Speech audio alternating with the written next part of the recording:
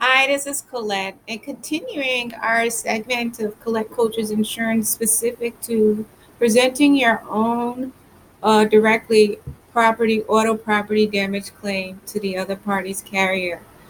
You have reason to believe the other party's at fault. You've reached out as instructed or recommended in my last segment on auto do it yourself property damage claims. Uh, so you had reason to believe the other party was at fault. They set up a claim, and they have now since seen your vehicle. You either had them appraised at a place of your location. Ideally, you want your vehicle appraised at a shop, an auto shop, and it can be your choice or it could be whoever the insurance company recommends. That's really up to you. It is your choice. Uh, and now you've got to the place where they are evaluating the damages and are presenting an offer to you. So let's say in the instance your vehicle is repairable. Again, you can repair at a shop of your choice.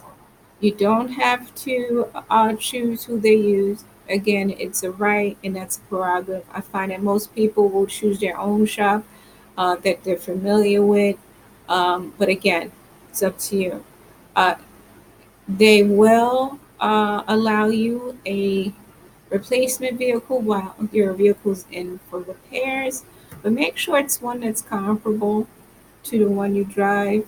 You don't want to be surprised with, now, if you're doing it yourself, you might have to lay out the money and be reimbursed. That's not unusual.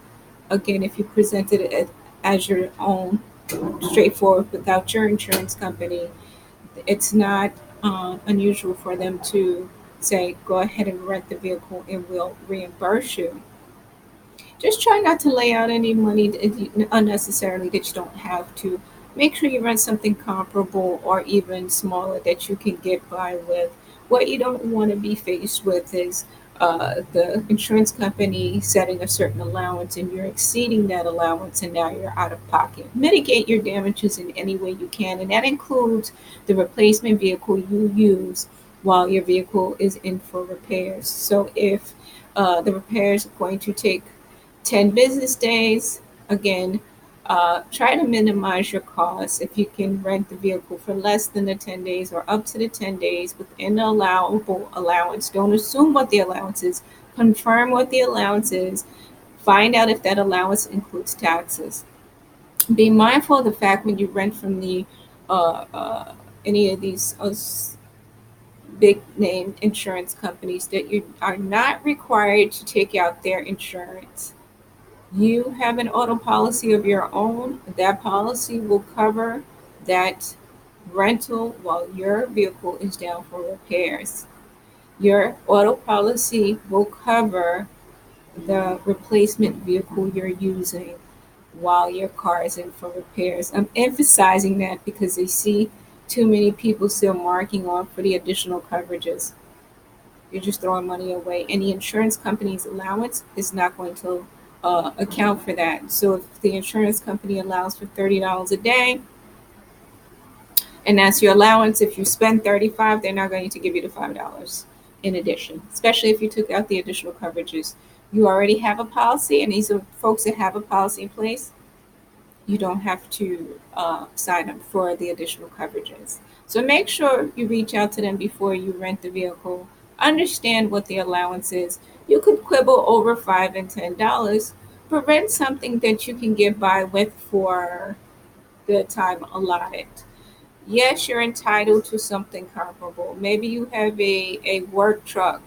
If you can get by with something lesser because your work is limited this week, try to mitigate your damages. You don't want to have to fight over an allowance if it's what it is. If that's all they allow for, and then they have to go to a supervisor and they have to get an override, and it becomes more complicated. If you can get by with a vehicle that's smaller for the time being to save you some grief and headache and make sure you recover all dollars you've laid out, that to me is where we want to be. We want to get even Steven. We want to be fully indemnified, made whole, We're not looking to make money on the claim. We just want to get back where we were pre-accident, going about our lives, right?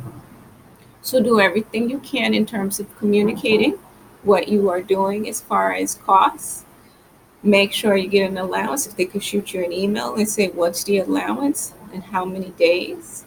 If it turns out, check in with the shop. Is it still a chance that they're going to have the car ready when they said it would be ready? Or do they give you feedback that says, they were waiting on a part, it's going to take another 2 days for the part to come in? Reach out, get confirmation that the insurance company is going to allow for the additional 2 days with the allowance that you guys agreed to or what they've offered, and you're working within that budget. Okay, so I hope this was useful in terms of dealing with the rental and repairs. Any instance that your vehicle is deemed a total loss, you may be concerned. And I want you to be equipped with that conversation, because at 75% of the value, 75% in fact, the insurance company is going to start considering it a working total loss. You may say, oh, it's not completely total. I have repair estimates that say it can be replaced, but the insurance company starts at 70 and 75% of the value, because when the vehicle is in for repairs, other hidden items are found, it starts working its way up. So that's why they give themselves some wiggle room to say this may end up being a total loss, and they're going to want to total it out.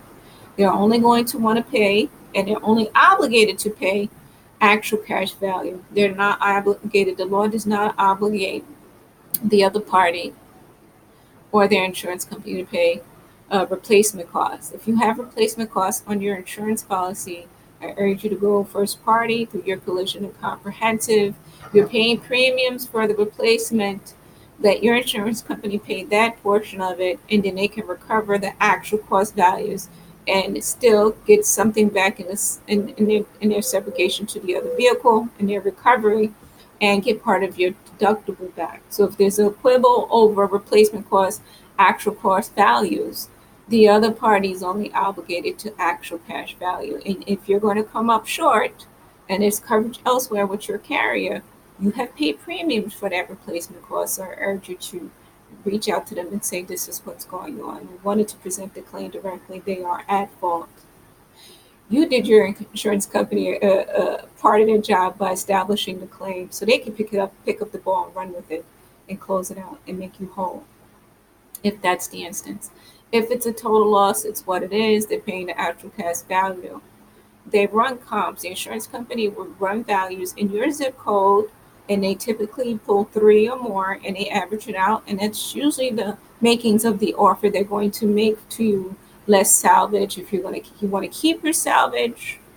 If they're going to take the salvage and sell it off, they also get a couple of bids on that salvage, and they'll deduct that from the offer to you, and they'll arrive at a total offer to you. And if it's reasonable and acceptable to you, they'll have you sign off on it and cut you a check.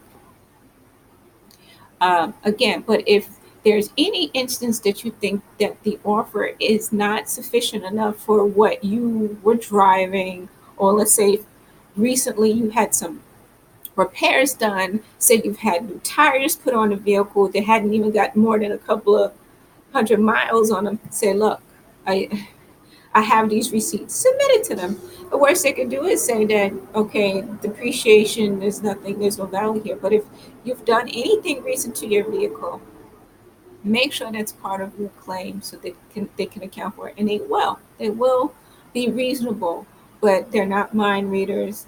Be clear about what you're looking for. If you have any reservations for accepting an offer, have a conversation with them. Say, I did XYZ to my car. Here's my receipts, or you can have someone print them from the place you had the work done and show them. Say, look, it's right here. And the insurance company can call and verify. Say, okay, we're going to throw in a couple of extra bucks. Is this appropriate for you? Is this offer reasonable? Are you willing to accept?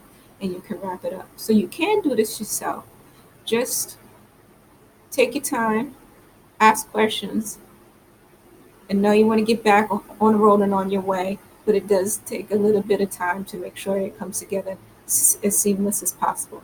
I hope this information was useful to you. Reach out to me for any advice, resources, forms on Colette Coaches Insurance at my email address anytime, my channel, my email, sep@optimum.net. Until next time, have a great day.